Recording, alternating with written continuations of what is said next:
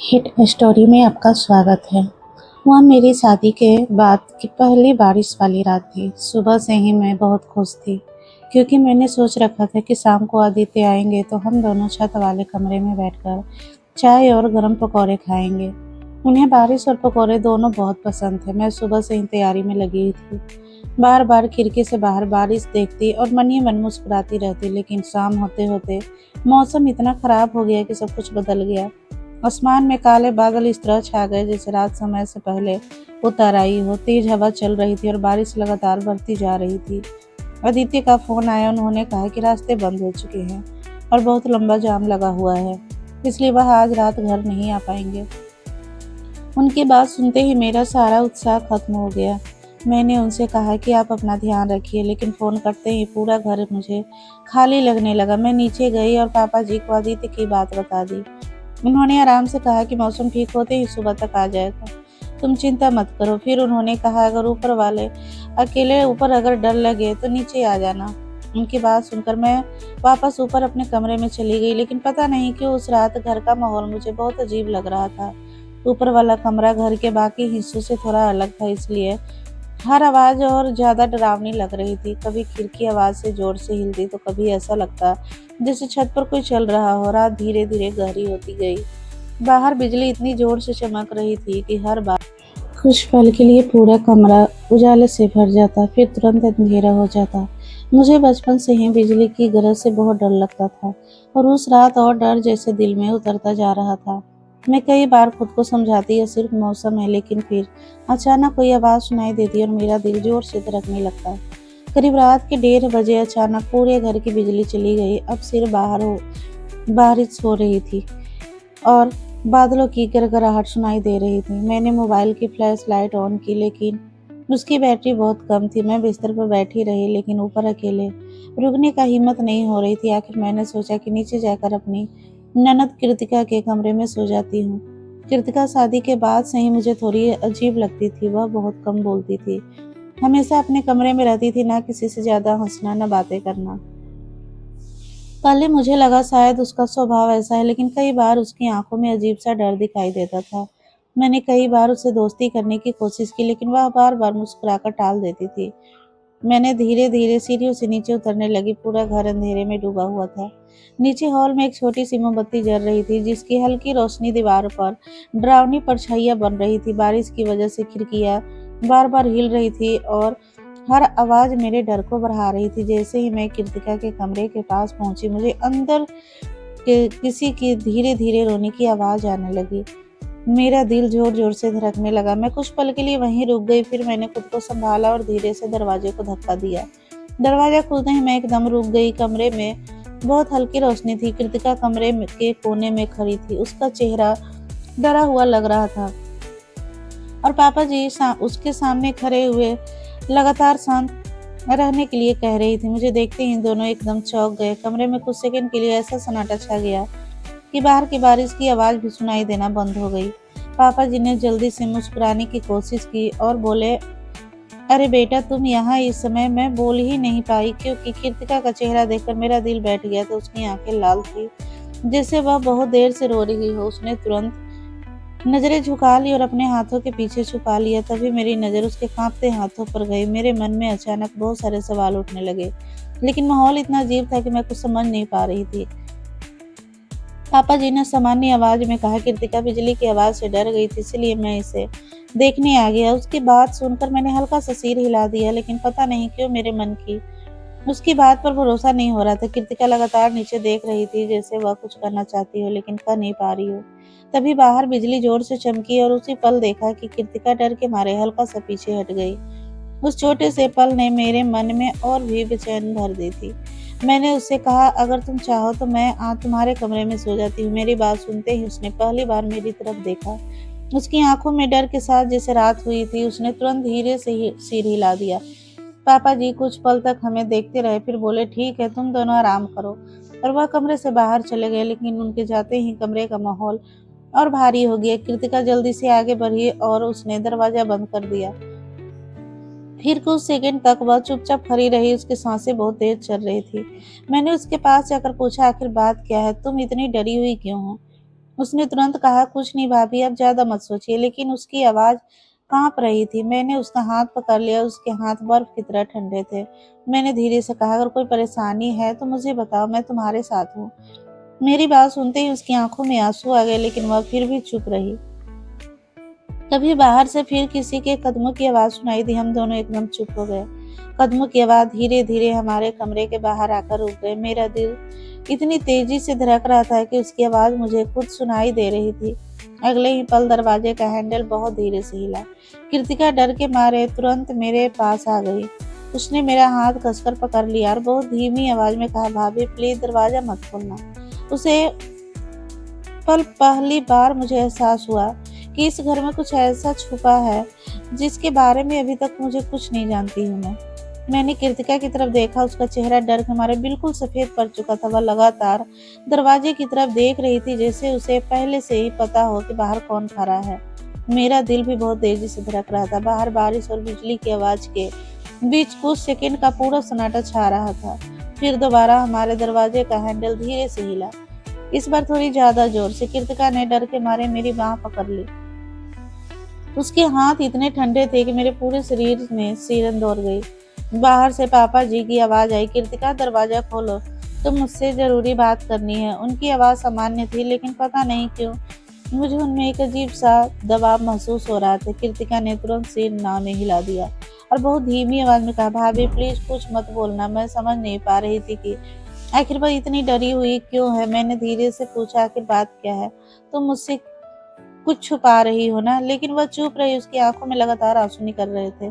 तभी बाहर से फिर आवाज आई, कृतिका मैं जानता हूँ तुम अंदर हो, दरवाजा खोलो। मेरे मन में बेचैनी बढ़ती जा रही थी, लेकिन मैंने खुद को संभाला और जोर से कहा, पापा जी कृतिका की तबीयत ठीक नहीं है, वह सोने की कोशिश कर रही है, अभी जाकर आराम कर लीजिए।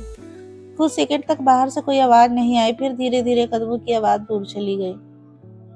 कमरे में फिर सन्नाटा छा गया, लेकिन अब डर और बढ़ चुका था। मैंने रात की सांस ली और कृतिका की तरफ देखा। वह अब भी कांप रही थी। मैंने उसे पानी दिया, लेकिन उसके हाथ इतने कांप रहे थे कि गिलास ठीक से पकड़ा भी नहीं जा रहा था। मैंने पूछा, आखिर ऐसा क्या है जिसमें तुम इतनी डरी हो? वह कुछ पल चुप रही, फिर धीमी आवाज में बोली, भाभी कुछ बातें अगर समय पर समझा न जाए तो जिंदगी बदल जाती है। उसकी बात सुनकर मैं और उलझ गई। मैंने कहा, साफ साफ बताओ आखिर क्या हुआ है? लेकिन उसने तुरंत सिर झुका लिया और बोली, मैं भी कुछ नहीं बता सकती, बस आप आज रात मेरे साथ रही है। उसकी आवाज में ऐसी बेबसी थी, मैं ज्यादा सवाल नहीं कर पाई। मैं उसके पास बैठ गई। बाहर बारिश लगातार हो रही थी और कमरे में जल रही मोमबत्ती बार बार बुझने जैसा हो रही थी। मैं बार बार कृतिका को देख रही थी। अब मुझे उसकी हर पुरानी बात याद आने लगी थी। शादी के बाद जब मैं पहली बार इस घर में आई थी, तब मैंने सोचा था कि कृतिका थोड़ी घमंडी स्वभाव की है, क्योंकि वह किसी से ज्यादा बात नहीं करती थी। लेकिन धीरे धीरे मुझे एहसास हुआ कि बात कुछ और है। कई बार मैंने उसे अकेले बैठे रोते देखा था। कई बार वह किसी की आवाज सुनकर अचानक चुप हो जाती थी। पापा जी हमेशा उसके आगे पीछे घूमते रहते थे। उसकी पसंद का खाना लाना, उसके कमरे में बार बार जाना, उसकी हर छोटी चीज की जरूरत से ज्यादा ध्यान रखना। पहले मुझे सब एक पिता का प्यार लगता था, लेकिन अब वह बात अजीब लगने लगी थी। तभी मुझे एक पुरानी बात याद आई। एक दिन मैं किचन में काम कर रही थी और कृतिका वहीं बैठी थी। तभी पापा जी उसके लिए फल लेकर आए और खुद अपने हाथों से उसे खिलाने लगे। कृतिका बार बार मना कर रही थी, लेकिन वह जबरदस्ती उसे खाने के लिए कह रहे थे। उस समय मुझे लगा था कि वह बस अपनी बेटी को ख्याल रख रहे हैं, लेकिन आज वह दृश्य याद आते ही मेरे मन में जब डर भर गया। मैं सोच ही रही थी कि अचानक बाहर फिर से किसी चीज की गिरने की आवाज आई। इस बार आवाज बिल्कुल कमरे के बाहर से आई थी और मैं कृतिका दोनों एकदम चौंक गए। मैंने हिम्मत करके दरवाजे के पास जाकर सुनने की कोशिश की। बाहर कोई नहीं था, लेकिन मुझे साफ महसूस हो रहा था कोई अभी कुछ देर पहले वहीं खड़ा था। मैं वापस मुड़ते हुए देखा, कृतिका की आंखों में फिर वही डर था। उसने धीमी आवाज में कहा, भाभी आप ऊपर चली जाइए, मैं ठीक हूँ। लेकिन अब मुझे समझ आ चुका था कि बात सिर्फ डर की नहीं है। इस घर में कोई ऐसा राज छुपा है जो कृतिका के अंदर ही अंदर तोड़ चुका है। मैंने साफ शब्दों में कहा कि मैं तुम्हें इस हालत में अकेला छोड़कर कहीं नहीं जाने वाली। मेरी बात सुनकर उसकी आंखें भर आई। शायद पहली बार उसे लगा कि कोई उसकी बात बिना बोले भी समझ रहा है। रात धीरे धीरे गुजर रही थी, लेकिन हम दोनों में से किसी की आंखों में नींद नहीं थी। करीब 3 बजे के बाद के आसपास कृतिका शायद थोड़ी देर के लिए सो गई, लेकिन मैं अब भी जाग रही थी, तभी अचानक मुझे लगा जैसे कमरे के बाहर फिर किसी के कदमों की आवाज आ रही हो। इस बार वो कदम बहुत धीरे धीरे चल रहे थे। मैं बिना आवाज किए उठी और दरवाजे के पास जाकर रुक गई। बाहर का अंधेरा था, लेकिन मुझे साफ दिखाई दिया कि कोई दरवाजे के ठीक सामने खड़ा है। मेरा दिल जोर से धड़कने लगा। तभी बिजली चमकी और उसे एक पल की रोशनी में जो चेहरा दिखाई दिया, उसे देखकर मेरी सांस अटक गई, क्योंकि बाहर खड़े इंसान की आंखें सीधे कमरे के अंदर झांक रही थी और वह कोई और नहीं बल्कि पापा जी थे। बिजली की तेज चमक के साथ जैसे ही मैंने दरवाजे के बाहर पापा जी को खड़े देखा, मेरी सांस अटक गई। उनका चेहरा अंधेरे में बहुत अजीब लग रहा था। वह बिना कुछ बोले दरवाजे की तरफ देख रहे थे, जिससे उन्हें पता हो कि मैं अंदर जाग रही हूँ। मेरा दिल इतनी तेजी से धड़क रहा था कि मुझे लगा जैसे उसकी आवाज बाहर तक सुनाई दे रही होगी। मैंने कुछ सेकंड तक बिल्कुल चुप खड़ी हुई, फिर धीरे धीरे पीछे हट गई। कृतिका भी बिस्तर पर बैठी थी, लेकिन उसकी आंखों खुल चुकी थी। शायद वह भी समझ गई थी कि बाहर कौन है। उसने डर के मारे तुरंत मेरा हाथ पकड़ लिया और बहुत धीमी आवाज में बोली, मैंने कहा था ना भाभी, दरवाजा मत खोलना। उसकी आवाज में ऐसा डर था जिसमें मेरे मन को पूरी तरह हिला दिया था। मुझे यकीन होने लगा था कि सिर्फ एक बात की नहीं, एक रात की बात नहीं है, बहुत समय से कुछ ऐसा चल रहा है जिसमें कृतिका की जिंदगी बदल दी है। बाहर कुछ देर तक सन्नाटा रहा, फिर धीरे धीरे कदमों की आवाज दूर चली गई, लेकिन मेरे मन का डर वहीं रह गया। मैं वापस उनके कमरे में पास बैठ गई और इस बार मैंने साफ शब्दों में कहा, कृतिका अब तुम मुझे सच बताओ, आखिर बात क्या है? मैं बिना जाने यहाँ से नहीं जाने वाली। वह कुछ देर तक चुप रही। उसकी आंखें लगातार आंसू निकल रहे थे, जैसे वह बहुत समय से अपने अंदर सब दबाकर बैठी हो। उसने कांपती आवाज में कहा, भाभी अगर मैं आपको सब सच बता दूं तो शायद इस घर में कुछ भी पहले जैसा नहीं रहेगा। मैंने उसका हाथ पकड़ कर कहा, सच चाहे जैसे जिसे छुपाकर छीनना चाहती हो और ज्यादा मुश्किल होता है। मेरी बात सुनकर वह कुछ पल तक चुप रही, मुझे देखते रही और फिर उसने धीरे धीरे बोलना शुरू किया। उसने बताया कि उसकी माँ के जाने के बाद से घर का माहौल पूरी तरह बदल गया था। पहले वह बहुत खुश रहती थी, लेकिन समय के साथ उसने खुद को सबसे दूर कर लिया, क्योंकि उसे हमेशा घर में एक अजीब डर महसूस होता था।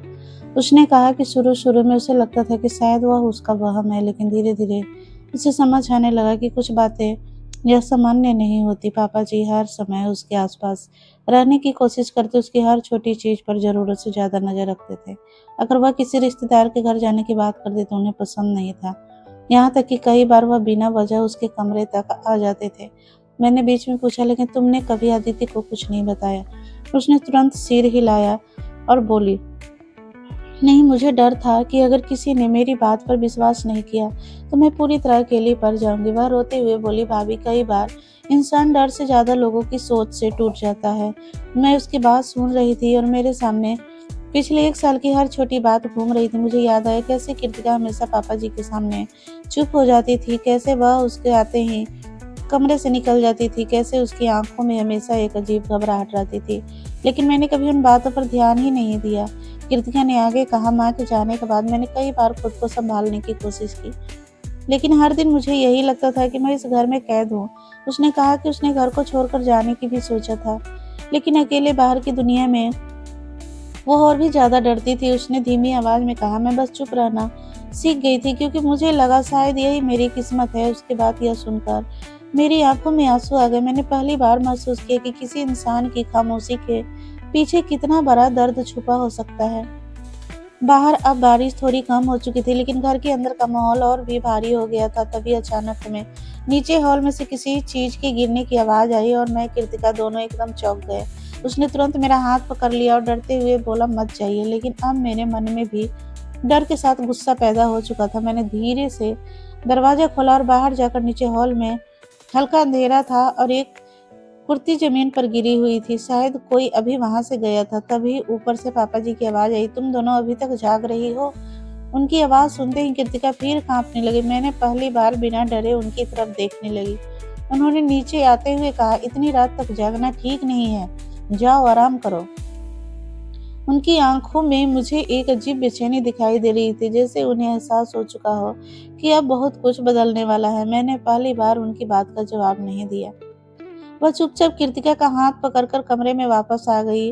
उस रात हम दोनों में से किसी की आंखों में नींद नहीं थी। सुबह होने के बाद बहुत इंतजार भारी लग रहा था, लेकिन मेरे मन में अब सिर्फ एक ही बात चल रही थी कि आदित्य के आते ही मैं सब कुछ उन्हें सच सच बता दूंगी, चाहे उसके बाद कुछ भी क्यों ना हो, क्योंकि अब चुप रहना गलत होगा। शायद कृतिका को पहली बार किसी अपनों की जरूरत थी जो उसकी बात बिना सवाल किए समझ सके। सुबह होने में अभी कुछ ही घंटे बाकी थे, लेकिन मुझे लगा था कि जैसे वह रात कभी खत्म नहीं हो रही है। तभी अचानक बाहर गाड़ी रुकने की आवाज आई।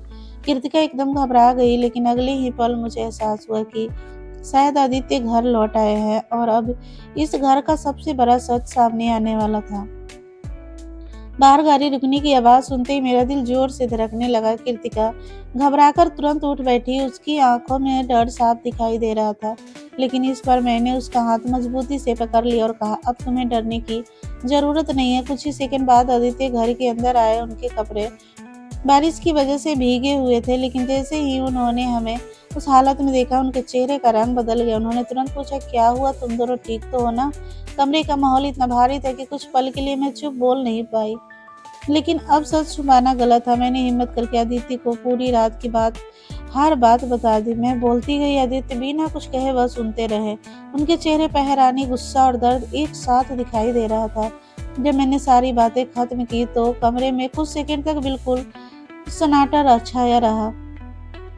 फिर आदित्य ने धीरे से कृतिका की तरफ देखा। उसकी आंखों में आंसू थे और वह नजरें झुकाई बैठी थी। शायद उसे अभी डर था कि कहीं इस बार भी उसकी बात पर विश्वास न किया जाए। लेकिन अगले ही पल आदित्य उसके पास गए और उसके सिर पर हाथ रखकर बोले, तुमने यह सब कैसे सहा? उसकी आवाज भर गई। यह सुनते ही कृतिका जोर जोर से रो पड़ी। शायद कई सालों बाद उसे लगा था कि कोई उसकी बात समझ रहा है। आदित्य कुछ पहले तक वहीं खड़े रहे, फिर अचानक गुस्से में कमरे से बाहर निकल गए। मैं समझ गई वह सीधे पापा जी के कमरे की तरफ गए हैं। मैं और कृतिका भी उनके पीछे गए। आदित्य ने तेजी से दरवाजा खोला, लेकिन अंदर का दृश्य देखकर वह वहीं रुक गया। पापा जी बिस्तर पर बिल्कुल शांत पड़े थे। आदित्य ने उन्हें आवाज दी, लेकिन कोई जवाब नहीं मिला। फिर उन्होंने उन्हें हिलाया, लेकिन उनके शरीर में कोई हरकत नहीं थी। मेरा दिल बैठ गया। तुरंत डॉक्टर को बुलाया गया। कुछ देर बाद डॉक्टर ने गंभीर आवाज में कहा कि उन्हें रात में दिल का दौरा पड़ गया था और अब वह इस दुनिया में नहीं रहे। यह सुनते ही पूरा घर सन्नाटे में डूब गया। आदित्य कुर्सी पर बैठ गए। उनके चेहरे पर गुस्से से ज्यादा टूटन दिखाई दे रही थी। जिस इंसान ने वह हमेशा आदर्श मानते थे, उसके पीछे इतना बड़ा सच छुपा था, शायद उन्होंने कभी सोचा भी नहीं था। कृतिका बिल्कुल चुप खड़ी थी। उसके चेहरे पर ना दुख था न राहत, वैसे एक अजीब सी थकान थी, जैसे वह कई सालों से अपने अंदर को बोझ लेकर जी रही थी। वह अचानक बहुत भारी हो गया हो। उस दिन घर में रिश्तेदारों का आना जाना लग रहा था। हर कोई पापा जी की अच्छाइयों की बातें कर रहा था। कोई कह रहा था कि वह बहुत जिम्मेदार इंसान थे, कोई कह रहा था कि उन्होंने हमेशा परिवार का ध्यान रखा। मैं बस सब सुन रही थी, लेकिन अब मुझे समझ आ चुका था कि हर मुस्कुराता चेहरा वैसा नहीं होता जिसे दुनिया समझती है। कई बार लोग अपने असली चेहरे को इतने अच्छे से छुपा लेते हैं कि सच बहुत देर से सामने आता है। शाम को जब थोड़ा शांत हुआ तो मैं कृतिका के पास गई। वह खिड़की के पास बैठी बाहर देख रही थी। बारिश अब रुक चुकी थी। आसमान धीरे धीरे साफ हो रहा था। मैंने उसके पास बैठकर कहा, अब सब खत्म हो गया? उसने धीमी आवाज में कहा, नहीं भाभी, कुछ चीजें इतनी आसानी से खत्म नहीं होती। दर्द चला जाता है, लेकिन उसके निशान रह जाते हैं। उसकी बात सुनकर मेरी आंखें भर आई। मैंने उसका हाथ पकड़ लिया और कहा, लेकिन अब तुम अकेली नहीं हो। आदित्य भी हमारे पास आकर बैठ गए। उन्होंने कृतिका से कहा, अब यह घर तुम्हारे लिए डर की जगह नहीं होगा। हम नई शुरुआत करेंगे। पहली बार मैंने कृतिका के चेहरे पर हल्की सी मुस्कान देखी। शायद बहुत समय बाद उसे उम्मीद महसूस हुई कि कुछ महीने बाद कृतिका ने फिर से कॉलेज जाना शुरू किया। धीरे धीरे वह लोगों से बात करने लगी। पहले की तरह अपने कमरे में बंद नहीं रहती थी। आदित्य उसका हर कदम पर साथ देते थे और मैं हमेशा उसके पास रहती थी। कई बार रात को उसे डर लग जाता, लेकिन अब वह अकेली नहीं थी। समय के साथ उसके चेहरे का डर थोड़ा कम होने लगा था और उसकी जिंदगी धीरे धीरे बदलने लगी। इस घटना से मुझे एक बात बहुत अच्छे से सीख दी कि कई बार सबसे ज्यादा जरूरत किसी को सलाह की नहीं, बल्कि भरोसे की होती है। अगर कोई इंसान चुप है तो जरूरी नहीं कि वह कमजोर हो सकता है। वह लंबे समय से अपने अंदर बहुत कुछ पाकर जी रही है। सबसे ज़रूरी बात यह है कि अपने बच्चों की बात हमेशा ध्यान से सुनिए, क्योंकि कई बार उनकी खामोशी में भी मदद माँग रही होती है और अगर उस समय उन्हें भरोसा नहीं मिलता तो उनके ऑर्डर ज़िंदगी पर उनका पीछा नहीं छोड़ता। तो दोस्तों, आपको कहानी कैसी लगी कमेंट करके ज़रूर बताएँ। चैनल को सब्सक्राइब ज़रूर करें। धन्यवाद।